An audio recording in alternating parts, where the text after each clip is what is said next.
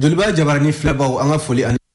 taga di aw bɛɛ lajɛlen ma aw sigiyɔrɔ la aw minnu bɛ ka an filɛ ani aw minnu bɛ ka an lamɛn an bɛ bɛɛ fo ka bɛɛ waleɲuman dɔn an b'a fɔ na aw ni ɲankuma aw bisimila kunnafoni gafew olu lakali kɛnɛ ka bamanankan na a kun de ye walasa bɛɛ bɛ se ka faamuya sɔrɔ jamana kunnafoni la cogo min na kunnafoni sɛbɛn minnu bɛ sɛbɛn don o don ka ta ntɛnɛn fo ka se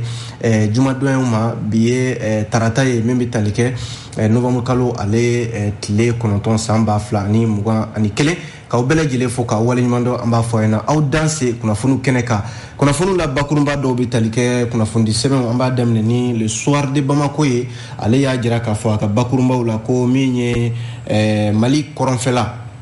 ko a bɛ n'a fɔ nin ye sira kura dayɛlɛtɔ ye kokura min ye Mali kɛlɛ min bɛ sen na nin waati ninnu na sabu a jirala k'a fɔ min ye Algérikaw ka cakɛda min ɲɛsinnen don u ka dogodogonin ko olu sɛgɛsɛgɛli ma n'o y'u ka service secret ye Algérikaw fɛ yen ko ale ɲɛma o ni GSIM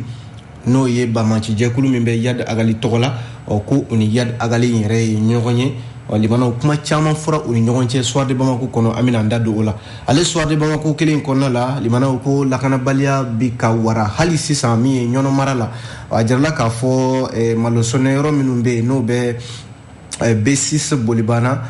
ko min ye hectare 30 ɲɔgɔnna ye min filɛ nin Madina kura fanfɛlaw la a jirala ko Bamaci wale tigilamaw limanaw k'u ye foro caman de jeni yen nɔ a kɛra sababu ye ko gɛlɛya limanaw na an b'an janto kɔngɔ a bɛ sɔn ka na fo Bamako yan nɔ ala k'an kisi o tɔɔrɔ ma an bɛna an da don o la soir de Bamako ale kɔnɔna la n'an bɔra soir de Bamako kɔnɔ l'indépendant kumana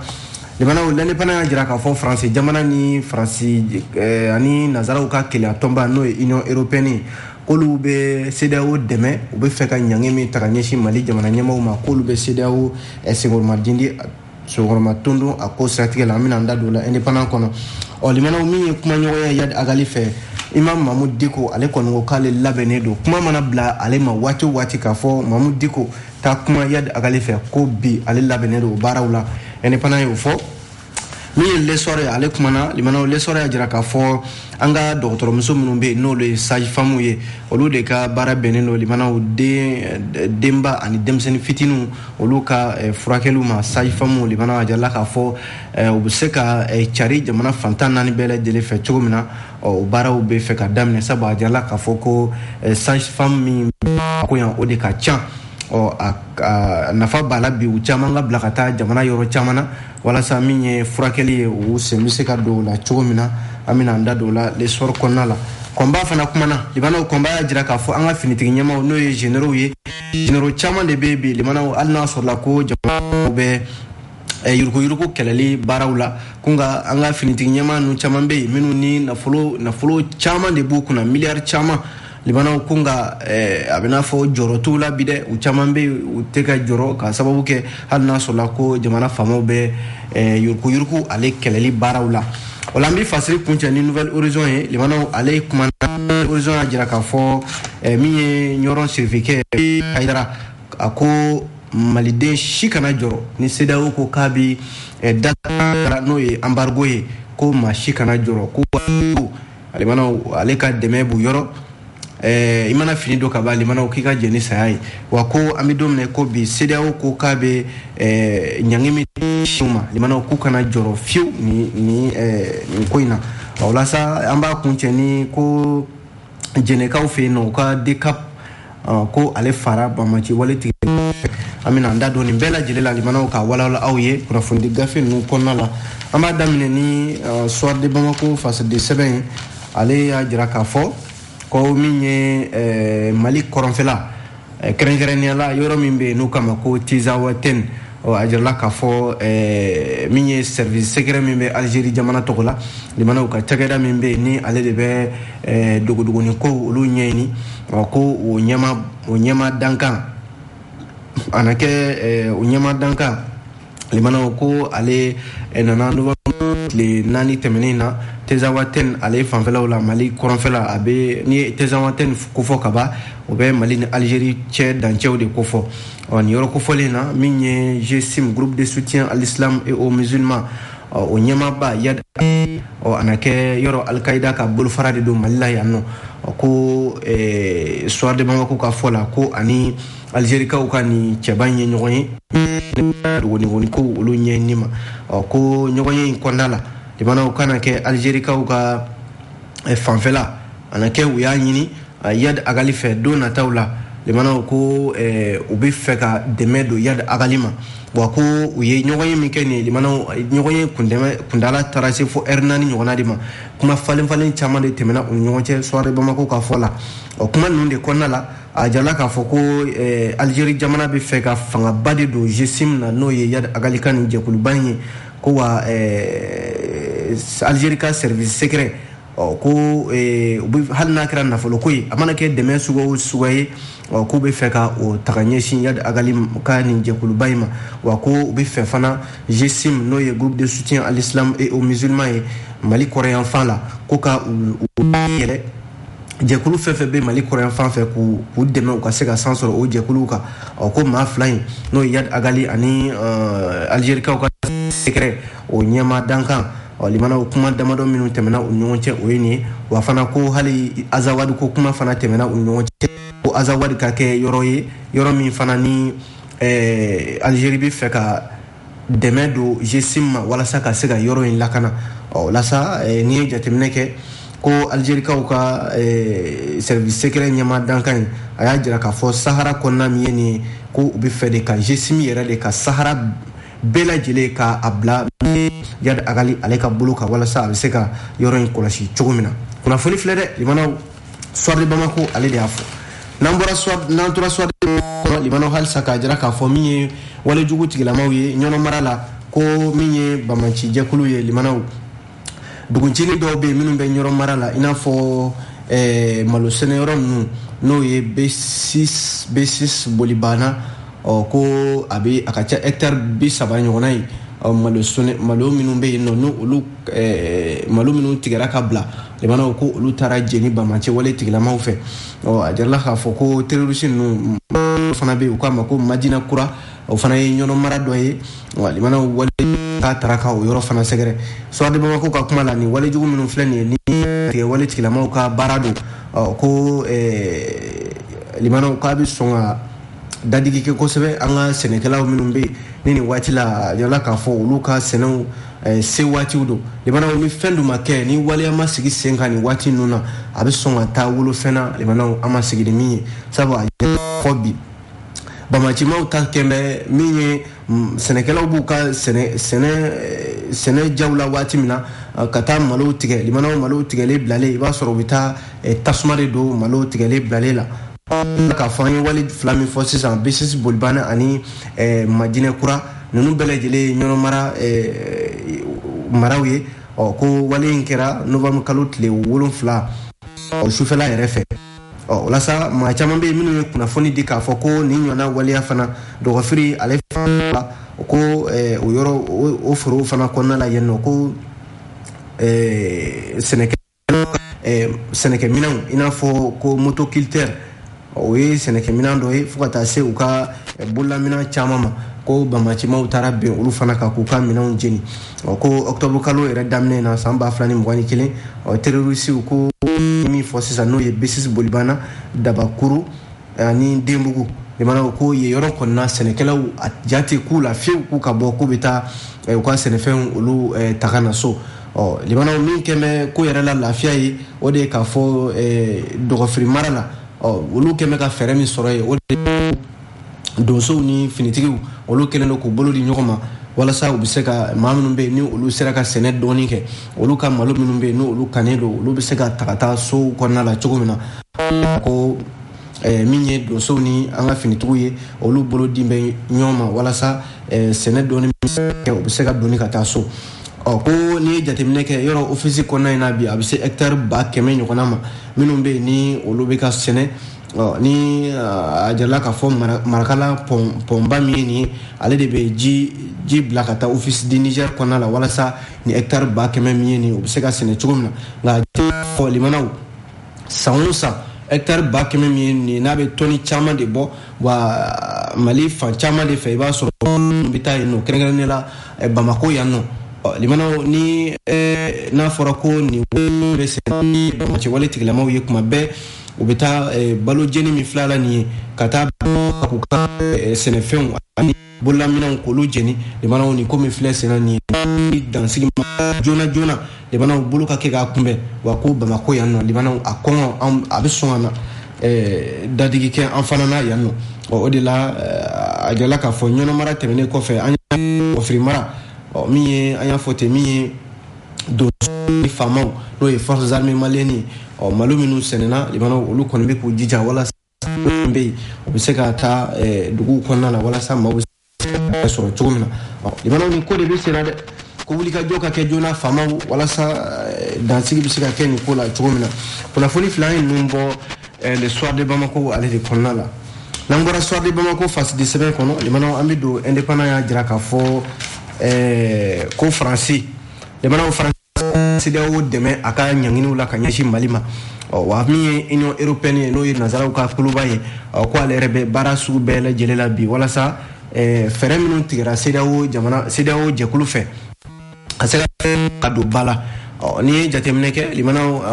tile 2 tɛmɛnen kɔfɛ CEDEAO kɛlen ko k'a ka jɛrɛ balalen kɛ n'o ye sommet extraordinaire ye min taara Mali ani Laginɛ jamana yɔrɔ CEDEAO ko ale na ɲangini dɔw ta ka ɲɛsin jamana ma kɛrɛnkɛrɛnnenya la ɲangini ninnu bɛ ɲɛsin Mali marabaw de ma yɔrɔ kabi Choguel ko Mali premier ministre ale ye jalaki caman de bi Faransi jamana ka Nations Unies ale ka ɲɔgɔn kɛyɔrɔ la kabi Mali ta patingoluba jaye an bɛ ɲɔgɔn fɛ an man di o de la hali an filɛ yɔrɔ sisan limana fɔ ko ka ɲangini o ɲangini ta Mali jamana kama Faransi a bɛ tugu o ma ko fɔlen nɔfɛ Musa Sayo Kamara ale min ye fase ala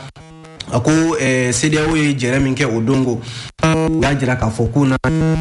ɲangini dɔw sin jamana marabaw ma o dɔ bɛ tali kɛ u ka tani k'u b'o dansigi kɛ bololaminɛnw ko u bololaminɛnw ko olu fɛn fɛn bɛ yen ni dɛmɛ bɛ ta ka ɲɛsin u ma k'u na kɛ o baaraw la Faransi jamana ka minisiriso min ɲɛsinnen don u ka jamana ni jamana wɛrɛw koɲɛ ma limanaw ale ka kuma lasela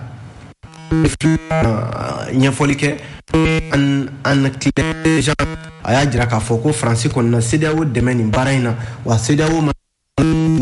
kama ale na to CEDEAO kɔrɔ walasa ka se ka u dɛmɛ nin baara in na a don jirala k'a fɔ limanaw min ye u ka conseil min bɛ yen ni o ye Faransikaw ka minisiriso min ɲɛsin jamana ni jamana wɛrɛw koɲɛ ma jɛrɛ octobre kalo tile 18 tɛmɛnen in na yɔrɔ o de kɛnɛ ka u segira ka na ka kuma kosɛbɛ k'a fɔ novembre kalo natɔ in tile 15 o bɛ bɛn ntɛnɛn natɔ in ma limanaw ko u na jɛrɛ dɔw fana boloda min ɲɛsinnen don CEDEAO ka nin ɲangini ka ɲɛsin waati kelen don limanaw an ka jamana faamaw olu ko kalata min kuma bɛ ka fɔ CEDEAO fɛ k'olu tɛna se ka kɛ sabu premier ministre yɛrɛ Choguel Kokala Mayiga ale ye lettre ci CEDEAO ma ka jiru la k'a fɔ Mali bɛ ko wɛrɛ la min ni kalata tɛ kelen ye sabu Assise nationale de la refondation labɛn bɛ senna novembre kalo tile 22 ka taa bila décembre kalo tile 26 la o bɛ senna kalata ko kuma tɛ se ka fɔ yan nɔ CEDEAO ko kalataw de baara kɛ ni dun ye jateminɛ kɛ CEDEAO yɛrɛ kun ye waati kɛrɛnkɛrɛnnen décembre kalo tile 16 tɛmɛnen na ka n'a bila fo a laban na octobre laban na nka limanaw an y'a ye k'a fɔ nin waati na indépendant ka fɔ la fɛn fɛn ye kalata ko kumaw ye fɛn fɛn ye kalata ye foyi ma fɔ a ko la CEDEAO de filɛ nin sa limanaw a ka jɛrɛ kɛrɛnkɛrɛnnen min kɛra ko ka ɲangi bɛn arabaw kan Faransi jamana fana tugulen filɛ nin CEDEAO kɔ wa hali Union européenne ale fana y'a jira k'a fɔ ko u na tugu CEDEAO kɔ nin baara in na Mali la yan nɔ limanaw a jiralen bɛ k'a fɔ ko politiki tɔn dɔw bɛ yen nɔ minnu fana farala ɲɔgɔn kan olu la pare ko ale dɔw kɛ k'a fɔ fɛɛrɛ fɛn fɛn bɛ se ka sɔrɔ ko premier ministre limanaw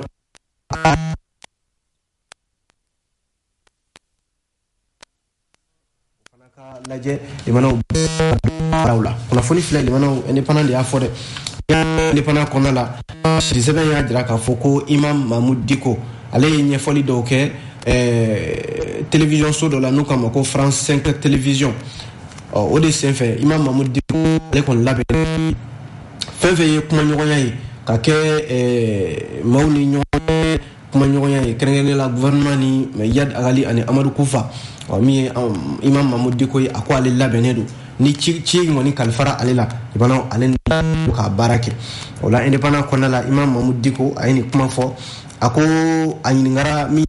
5 télévision maaw fɛ k'a fɔ ko ale yɛrɛ ɲɛ bɛ jamana lakana bɛ lahala bi a ka jateminɛ ye mun ye a kan Imam Mahmud Dicko ko a ko n'i ye Mali ye nin lahala la bi a ko foyi tɛ jamana mara cogo juguya kɔ a ko jamana in kalifara politique maaw de la Libanaw fo kana se bi ma n'i y'a ye hali jadisiw kɛlen don ka Mali fan caman minɛ k'u u ka boli yen nɔ u ka fɛn caman kɛ ye a ko politique maaw de ma se ka jamana in bɔ bolo la wa ko bi tiɲɛ yɛrɛ la foyi tɛ kelen ye n'i y'a ye bɛnbaliya cogo bɛ Mali kɔnɔ bi n'i y'a ye dugukolo caman bɛ yen bi yɔrɔ caman bamancimaw kɛlen don ka u ka sigi yen nɔ jamana maracogo jugu bɔ a la ko a walasa kumaɲɔgɔnya kuma min filɛ nin ye ka taa ni ka segin kɛ jamanadenw ni ɲɔgɔn cɛ min ye Yad Agali Amadou Koufa ko ka kuma olu fɛ Mahmud Dicko ko ni maa minnu filɛ nin ye Libanaw ale yɛrɛ b'u dɔn i n'a fɔ ci sabu maa wɛrɛw tɛ dɛ Libanaw maliden halalaw de don ka kɔnbiɲɛ ale Mahmud Dicko kun fɔ ala ma hinɛna jamanakuntigi kɔrɔ Amadou Tumani ale kun y'a ɲini a fɛ ko minnu kɛmɛ ka marifa ta jamana kama n'o ye Amadou Koufa ni Yad Agali ye ale Mahmud Dicko a b'a ɲini kuma ka kɛ u fɛ a kana kɛ kɛlɛ yɛrɛ ye a ka kɛ sigafɔ o de damu ye Mali furadama Libanaw n'an ye sigafɔ an yɛrɛdama ni ɲɔgɔn cɛ n'an y'o ɲini o bɛ se ka kɛ fura ye jamana gɛlɛya la wa o sigafɔ kelen ale b'o de ɲini bi hali n'a fɔ ale ka kɛ ciden ye ka kɛ so camancɛ jiri ye min ye Amadou Koufa ani Agali fɛ maa wɛrɛw tɛ o malidenw de don kɛ Mali kɔnɔna la yan nɔ Mahmud Dicko ka fɔ la a ko Yad Agali min filɛ nin a ka so bɛ Bamakɔ wa hali waati tɛmɛnenw na a kun bɛ RPM na n'o ye Ibrahim Bokar ale ka politique a n'o yɛrɛ kun bɛ ɲɔgɔn fɛ min ye Amadou Koufa ye o fana ye maliden kelen de ye Libanaw ale ka dugu Koufa ye Koufa de tɔgɔ dalen don a kan ni bɛɛ lajɛlen ko Amadou Koufa walasa a yɛrɛ bangena ɲafunkɛkaw fɛ yen nɔ wa ko a somɔgɔw n'a teriw Libanaw olu bɛ jamana in kɔnɔ u dɔnnen don Mahmud Dicko ko ale bɛ ninnu bɛɛ lajɛlen dɔn i n'a fɔ a tɛgɛ ci o conseil ɲamakɔrɔ min ye nin ko a ɲininkalen kɔ a ko ni jamana ɲɛmaaw ye kumana ko ka taa fɛ Mahmud Dicko ko foyi tɛ ale fɛ gɛlɛya min bɛ se ka k'a la o ye de kuma ka kalifa la a ka fɔ de Mahmud Dicko taa kuma ninnu fɛ n'o tɛ Libanaw ninnu kuma min bɛ Yad Agali ni Amadou Koufaw ye laɲini minnu b'u bolo n'o ye jagoya ye a ko maa tɛ se ka maa jagoya ka don diinɛ la ni diinɛ min ja i bɛ don o la nka ka diinɛ kɛ marifata diinɛ ka diinɛ ɲɔgɔn faga diinɛ silamɛya m'o fɔ bi silamɛya m'o fɔ sini a n'a fɔra ko ka taa kuma ninnu ale bɛ kuma ninnu wa u bɛ se ka marifaw bila u bɛ se ka jamana dɔ bɛɛ sabu Libanaw ni sigafɔ kɛ ɲɔgɔn hakili la o tɛ dɔn a ko ale ye bi diinɛ ni jaabi don diinɛ jaabi se ka don la nka Yad Agali ni Amadou Koufa ka kuma Libanaw ko fana in gɛlɛya ka se ka marifa bila o ye kuma ɲɔgɔnya de ye kunnafoni filɛ nin bɔ fasidi sɛbɛn l'indépendant ale de kɔnɔna la indépendant kɔnɔ an bɛ don min ye l'essor ale fasidi sɛbɛn a kumana Libanaw a y'a jira k'a fɔ nin waati in na an ka jamana kɔnɔna la dɔgɔtɔrɔ minnu bɛ n'o ye sage-femme ye olu ka se ka jamana fantan naani bɛɛ lajɛlen l'essor kumana a ko nin ye waleya ye jamana ɲɛmaaw bɛ fɛ ka min ta ba la kosɛbɛ sabu ko bi n'i ye sage-femme lajɛ an ka jamana kɔnɔ i b'a sɔrɔ u caman de bɛ baba la togoda minnu bɛ togoda la o de ka dɔgɔn o de la a jirala k'a fɔ ka se ka sage-femme ma 300 ani kɔ olu ka se ka cari jamana fantan ani naani bɛɛ lajɛlen ko o baaraw olu de bɛ sen na o de la jɛrɛ min bɛ tali kɛ kunungo yɛrɛ jɛrɛ in a kun de ye sage-femme ma 300 o ka taa Libanaw an ka togoda yɔrɔ bɛ yen se ka cari yen nɔ a jala k'a fɔ dunanjigiso dɔ bɛ yan nɔ kununko baara in kɛra ɲɛmaya minisiri ɲɛma premier ministre docteur Choguel Kokala Mayiga ale bolo min ye ministre min bɛ yen n'ale b'an ka kɛnɛya ko kunna ani ɲɛtaa badabada Jɛminɛto Sangare ani urbanisme de l'État et des domaines l'aménagement du Brahima Kamena ale fana tun bɛ kɛnɛ in kan ye fo ka taa se diɲɛ waribonba Banque mondiale o ka nɔnabila Jean-Pierre Chauffour o fana ka nɔnabila tun bɛ kɛnɛ kan limanaw nin jɛrɛ in kun tɛ dɔwɛrɛ ye k'a lajɛ min ye sage-femme ye n'o ye muso dɔgɔtɔrɔ minnu bɛ yen musow na limanaw olu ka se ka naani bɛɛ lajɛlen a kana kɛ Bamako yan dɔrɔn sabu jateminɛ min na o de ye k'a fɔ sage-femme min bɛ Bamako yan kɛmɛ sarada la a bɛ se 51 ɲɔgɔnna ma u yɛrɛ ka kuma lasela ale y'o k'a fɔ a ka kan bi limanaw Mali ka bon cogo min na togodaw ka ca cogo min na mu ka se ka yɛrɛkɛ fantan naani bɛɛ lajɛlen sabu ni ko kɛnɛya fankelen tɛ jamana fantan naani bɛɛ lajɛlen de magɛ kɛnɛya la sango min ye musow ni denmisɛnnin fitininw ye olu ka kɛnɛya ko la bi o la premier ministre kɔni ye foli kɛ kosɛbɛ ka ɲɛsin ni musolaka ninnu ma ka ɲini fana ni ko bɛn ni ko lakan o ka se ka sabati jamana in kɔnɔna la limanaw kɛnɛya fana o y'a ala jɔsenba dɔ ye wala ko min ye jamanakuntigi colonel Asimi Goita ale ka haminaba de y'o ye bi den ni denbaya bɛ se ka kɛnɛya cogo min na o de kama nin baara in kan limana a fɔ min ma ko projet Suède ale de bɛ ka i kɔkɔ don nin baara in kɔrɔ walasa ka se ka sage-femme minnu bɛ Mali kɔnɔna la yan u ka se ka cari jamana fantan ani naani bɛɛ lajɛlen la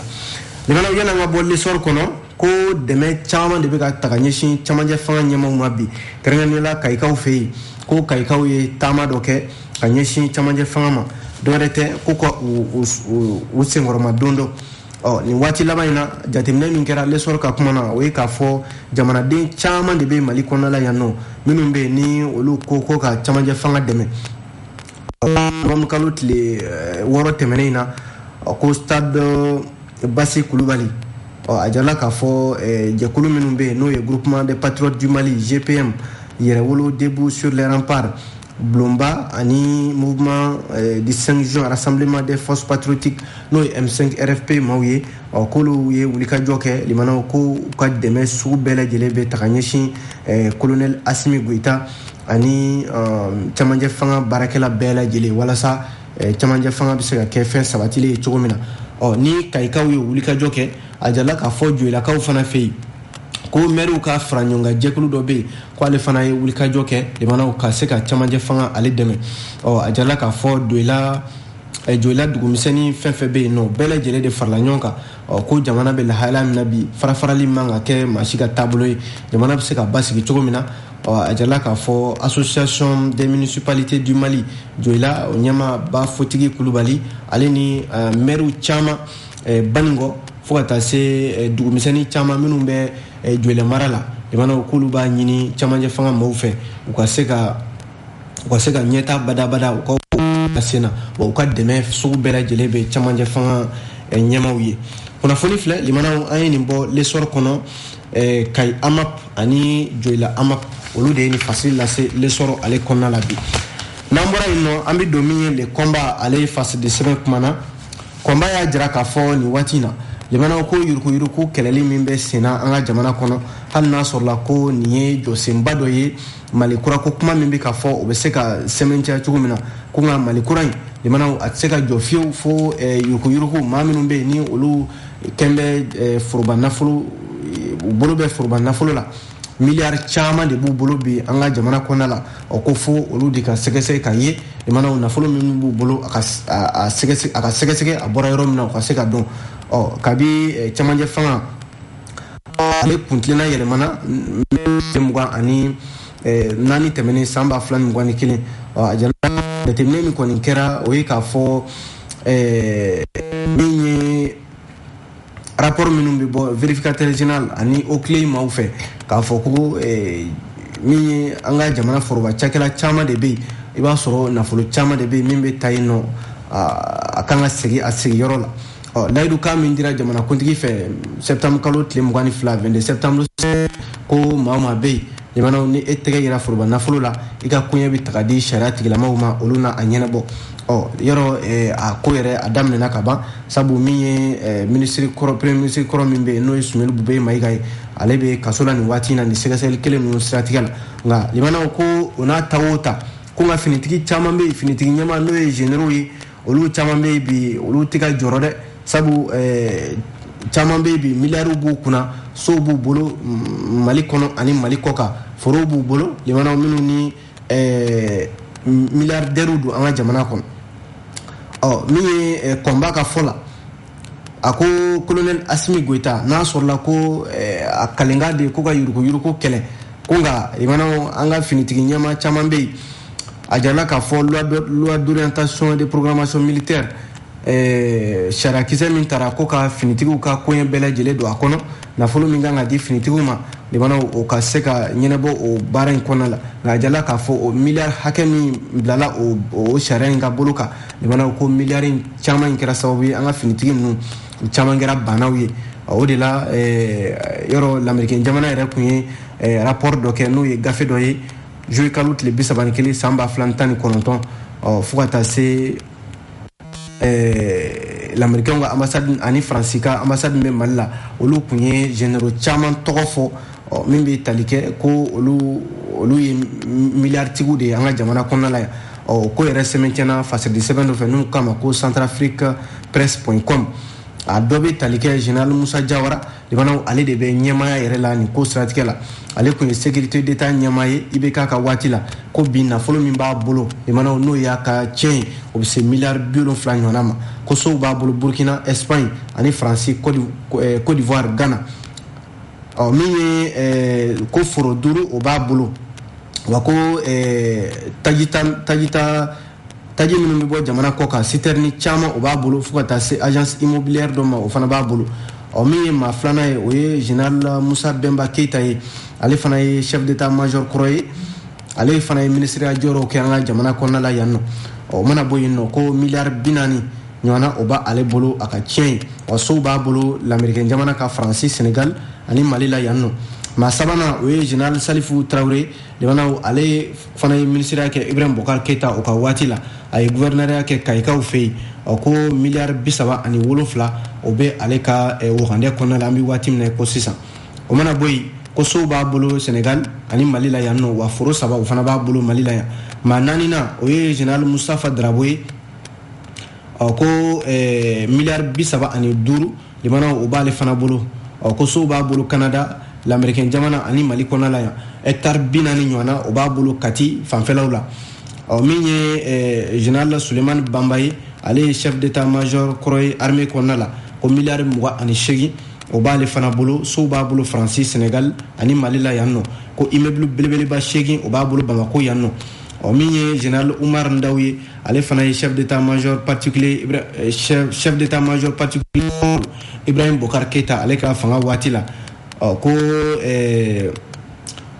école de guerre kura min bɛ ka jɔ sisan ale de ye o ɲɛmaa yɛrɛ ye k'a sɔrɔ o ma ban jɔli la fɔlɔ ko miliyari 25 o b'a bolo min ye sow ye o b'a bolo Mali la yan Burkina Faso Espagne ani Sénégal min ye san 2012 waatiw la ale de tun ye ambassadeur ye Mali tɔgɔ la Espagne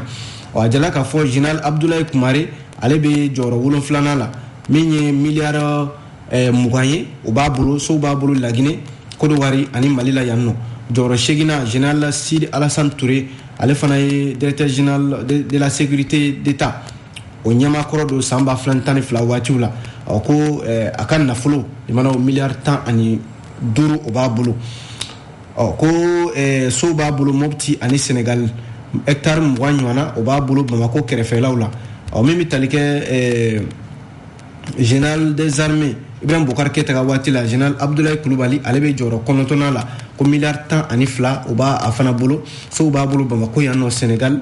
ani Mali marabolo caman kɔnɔna la min bɛ tali kɛ général Didier Dako chef d'état major général des armées ko ale y'o jɔyɔrɔw kɛ wa min ye ambassadeur don Mali tɔgɔ la Chine jamana kan ko ale de bɛ jɔyɔrɔ 10nan na limanaw nafolo min b'a bolo bi o bɛ se miliyari 9 ma sow b'a bolo Bamako yan ani yɔrɔ caman o mana bɔ yen nɔ limanaw ni nin maa 10 tɛmɛnen kɔfɛ ko général wɛrɛw bɛ yen i n'a fɔ général Mahamani Babi général Elhaji Gamu général Chaka Sangale, général Mohamed Touré, général Lassana Kone, général Mohamed Ould Meidou, général Mamadou Diallo. Limana ko l'américain jamana ani France jamana ya rapport mi kedun temenuna ko num bele jele banawiye milliards de bolo anga jamana konala. Nundu limana afrako yuruko mbi kele halisa tege masika kenuna. Neka kumatere limana ayini bo les combats aller de konala. Ayo wati sera ambi fasiri blan ansera ka min soro ka di awma bi oyeni ka fo ka wali mando amba fo akambe shini ala sona.